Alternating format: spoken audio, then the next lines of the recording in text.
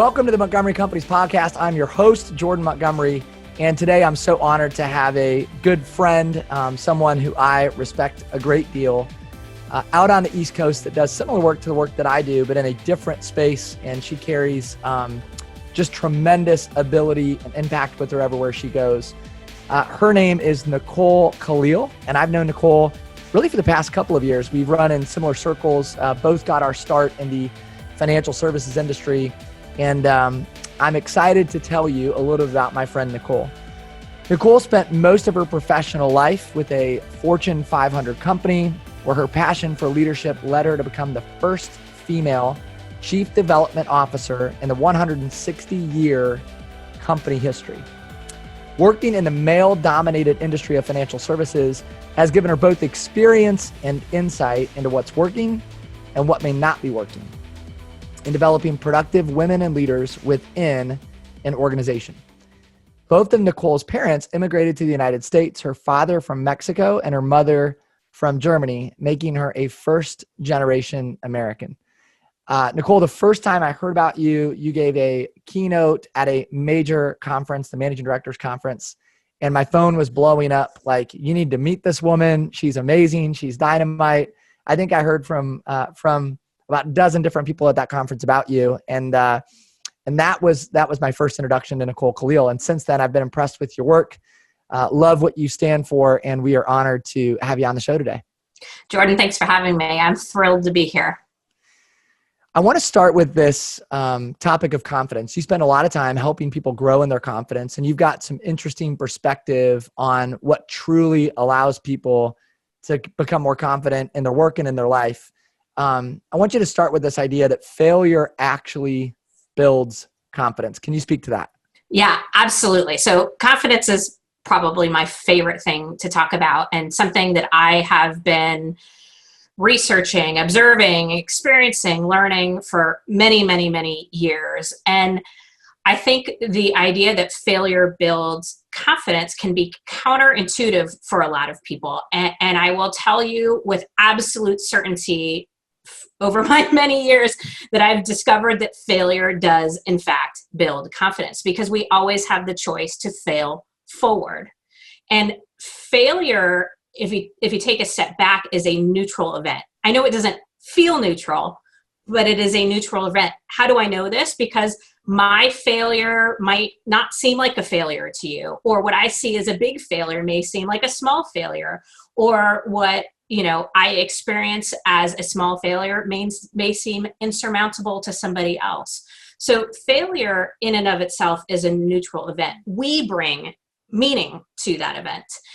And because of that, what that tells me is we have a choice in our perspective. We have a choice in how we interact with, perceive, and experience the event. And again, I'm not saying that it's easy or comfortable or that it doesn't hurt sometimes or any of those things.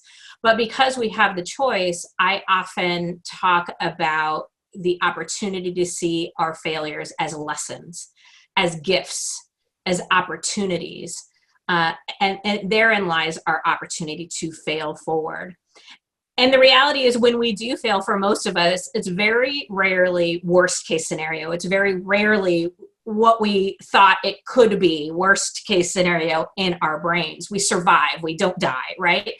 And so in that failure becomes an experience. And so the next time around when we're faced with similar choices, we might be able to look back and go, oh, I know I can recover from that. Or I've learned that lesson, so I'm going to apply that going forward. And it actually builds our confidence. And I think we as a society spend so much time avoiding failure.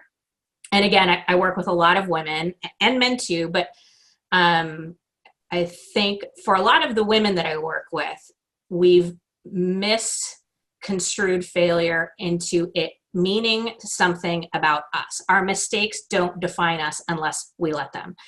And our mistakes don't change anything about our inherent value or our inherent worth as humans. And I think if we can begin to unpackage our mistakes and I put in air quotes, our failures from who we are, it can play a big part in them being confident building events versus what we think they are. I love that. I think about the quote that people can be impressed with your accomplishments, but they connect with you through your brokenness. And as I've come to know you, Nicole, you're somebody that is authentic and real and transparent. And for that reason, people connect with you. They want to be around you. They want to be your friend because you're real. And you continue to have this authenticity about how you move forward in life and how you carry yourself and grow relationships. Much of your work right now is with women, and you have this sort of tagline, "This is women's work." Mm-hmm. I want you to tell us what's behind that tagline. "This is women's work." Yeah. So I'm going to go big and then get back to the answer. Somebody told me once that we should all have a purpose or a mission that's so big that it almost doesn't seem achievable in our lifetime. That's when we know we're thinking big enough. And so my big mission that, seems insurmountable in my life, but it's what gets me up in the morning and also what keeps me up at night, is to eliminate and do away with gender expectations so that we all, women and men, can show up to live our purposes, to be who we were put here to be, to live authentically. And so that's my big mission.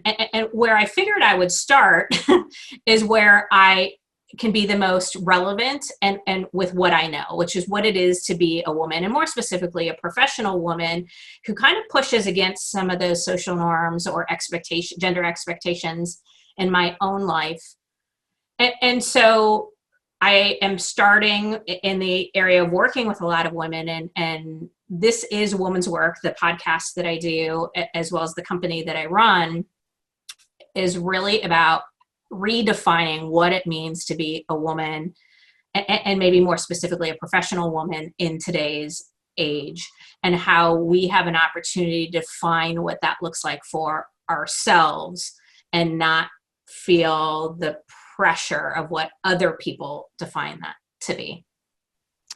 Well, this episode will certainly help a lot of our listeners who are women, but we also want to help our listeners who are men. So let's start with that group first, Nicole. I want you to speak to some men on the call about some of the gender expectations that you see, in the workplace or just in life in general, that are misconstrued, maybe aren't accurate of the role that women play through your lens in and outside of work. Could you speak to that? Yeah, absolutely. And let me start by saying I do not advocate for women at the expense of men. I'm very clear about that. I think we all have our unique purposes and our unique gifts and talents, and the idea that we would all show up to our relationships, to our lives, to our professions as that person, then everybody wins. To more directly answer your question, I think the idea that all men are a certain way or all women are a certain way is just silly. We are all unique individuals with different goals, different talents, different God-given gifts. And it would be a crying shame for us to waste them or not use them. Like there's a quote that says something along the lines of, when I stand before God, I want to be able to say, I use everything you gave me. And so not all women want to get married. Not all women want to have children. Not all men, by the way, either. Not all women enjoy cooking or household chores. Not all women are good listeners or are super empathetic. Just like not all men are decisive or strategic or lack the skills of listening or empathy or collaboration. And so I'll use the leadership topic to kind of play this out. For a long time, leadership has meant being decisive, being strategic, accountability.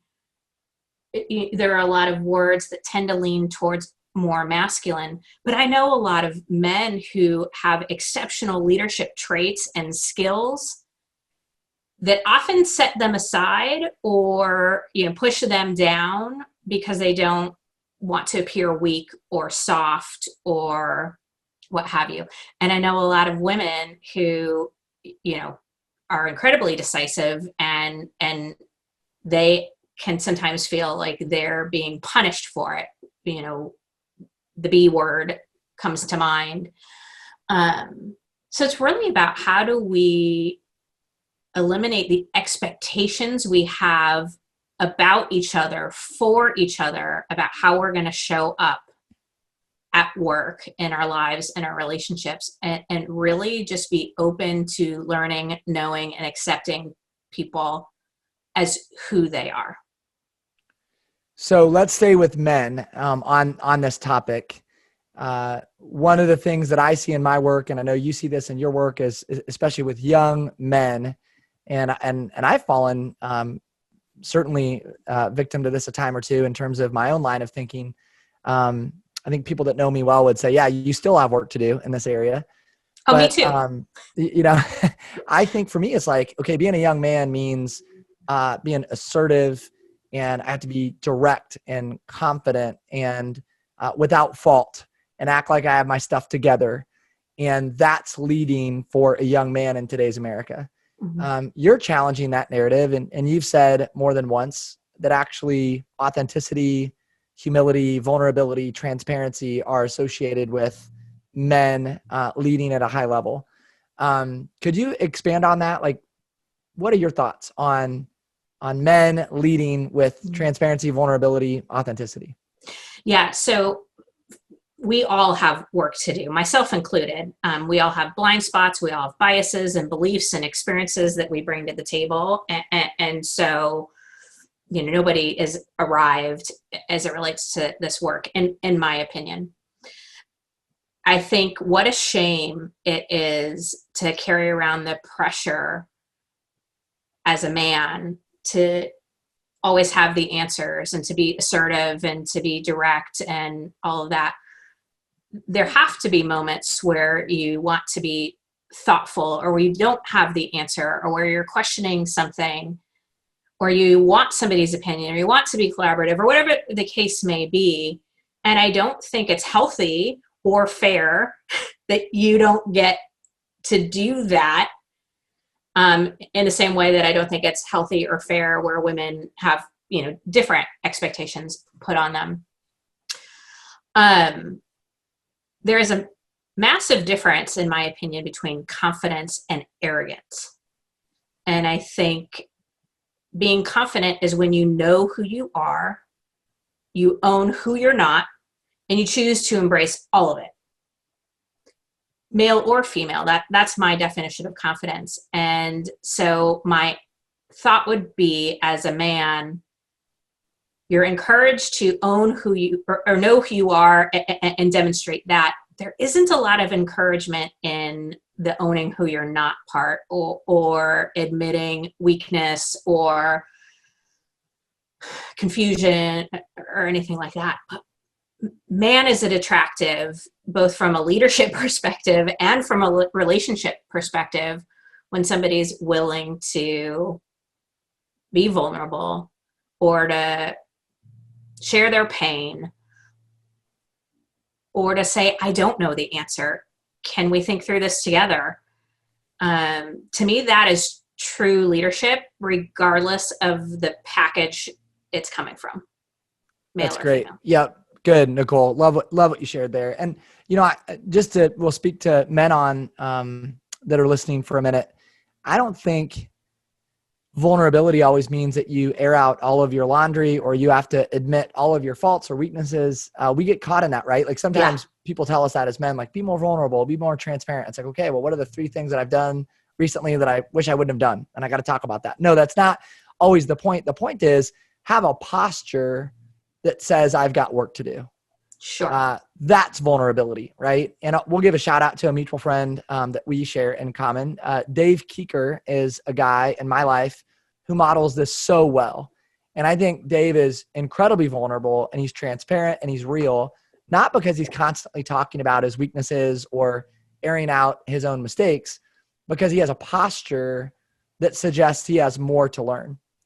And I think one of the things that a mantra that we could abide by that is so attractive is, I stand to learn from every person that I meet and every situation that I'm in. And for me, like, Dave embodies that as a high level executive leader of people. One of the things that he says all the time is, I can't wait to learn from you. Yeah. And he'll say that to like a brand new person in his organization. I'll be like, man, can't wait to get time with you. And I'm excited to learn from you. And to me, like, that's authenticity. That's being real. That's a posture that suggests I've got more to learn. And I'm being vulnerable with you by showing you that I don't have it all figured out. So, I just wanted our listeners to know that to be vulnerable, you don't have to air out all your laundry. But it's as much about a posture as it is about your actions. You make such a good point too. I think sometimes we use certain words and then they mean something in our brain that isn't necessarily helpful. So vulnerability, like you said, doesn't mean, it's not the opposite of privacy, right? You can be vulnerable and private. You can be vulnerable and not cry. It's not, I love the way you framed it. I am vulnerable to the fact that I still have more to learn, that I don't have all the answers, and that I do make mistakes and that I can learn from them. Absolutely. I'm with you 100%. All right. So we've addressed some men that are listening. I want to address the women. And Nicole, here's what I hear from other leaders about you. They'll say, if you want to work with the women in your organization, if you want them to feel empowered, if you want them to work through gender expectations, you need to bring in Nicole Kalil to speak to your team, to do a workshop with your team, to do coaching with your team. I want to know about the work that you're doing with women that's so powerful, that's creating that kind of narrative. Help us understand your work with women. Yeah. So first of all, I love that people are saying that. Thank you. My work with women falls into a few different categories. First, confidence building. We know based on statistics that women trail behind men in confidence. Not all women and all men, but generally speaking. And so really working with women to find their internal confidence so they can show up with all of their strengths and all of their goals and spend less energy trying to fit into an organization and more energy around achieving their goals and playing to their strengths. So that's one piece of it. I often talk to organizations about not making assumptions, being better about asking questions. So again, not assuming that what you know or have experienced about women is going to be true for the new woman in your organization or the woman on the leadership team. I've had experiences where I got put into a box, a short example, but when I was pregnant, I can't tell you how many people asked me whether or not I was returning to work. And when I said, yeah, I am for sure, because I knew for sure, 100% certainty that I was going to do that, they'd be like, well, we'll see. You don't really know. And I'd be like, of the two of us, between my husband and I, if one of us were to be a stay-at-home, it would be Jay. He would actually prefer that over me. And it was really annoying and frustrating to not be believed about what I knew to be true about me. So the second thing is around not making assumptions, asking questions, and then believing people when they give you their answer, believing women about what's important to them or not. The third thing is around accountability. A lot of organizations I work with really value accountability, and I do too. But sometimes accountability is framed in a way that I think limits ownership. And ownership trumps accountability in my mind. If somebody owns something, they don't need a ton of accountability.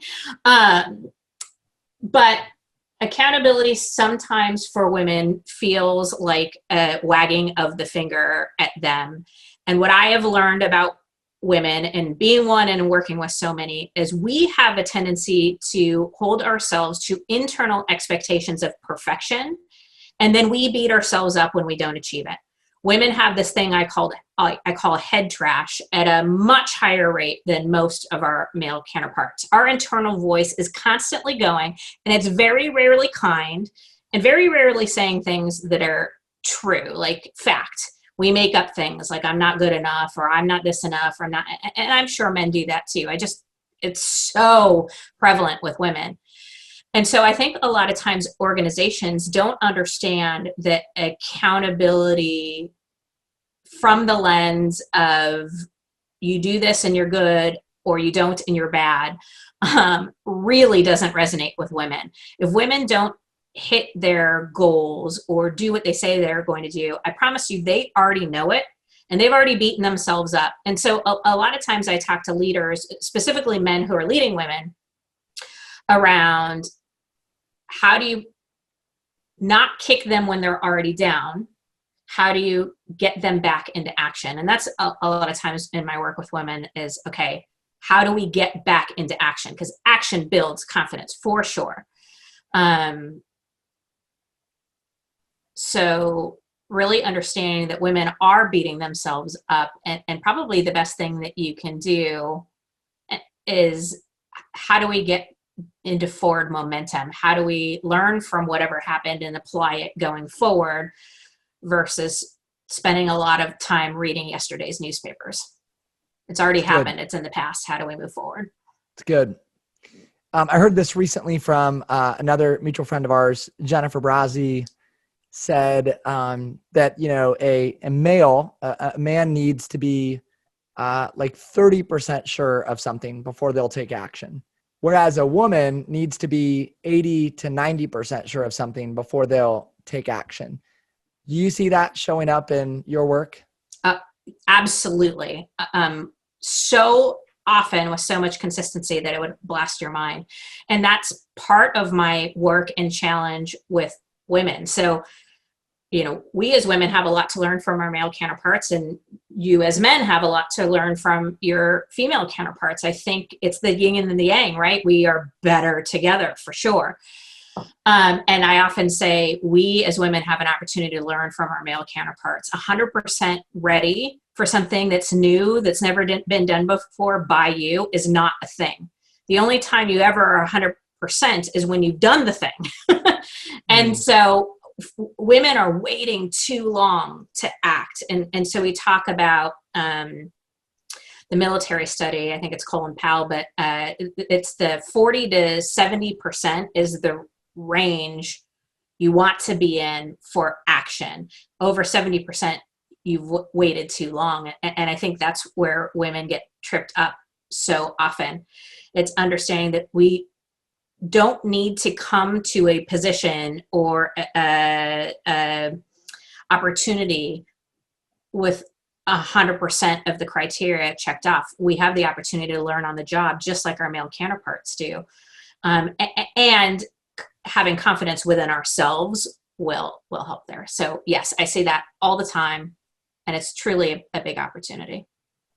And I think for men who are listening, if I'm a female leader, I know that, right, inherently about how women are wired. But if I'm a man, I'm not realizing that, this person's inability to take action might not have to do with the confidence as much as she's processing through a different lens. And the other side of that is a man is maybe moving forward prematurely, right? Or makes assumptions that, man, I'm more ready than I really am. So there's learning on both sides. Right, Nicole? So I'm not going to let you off of the show without talking about the difference between time management and choice management.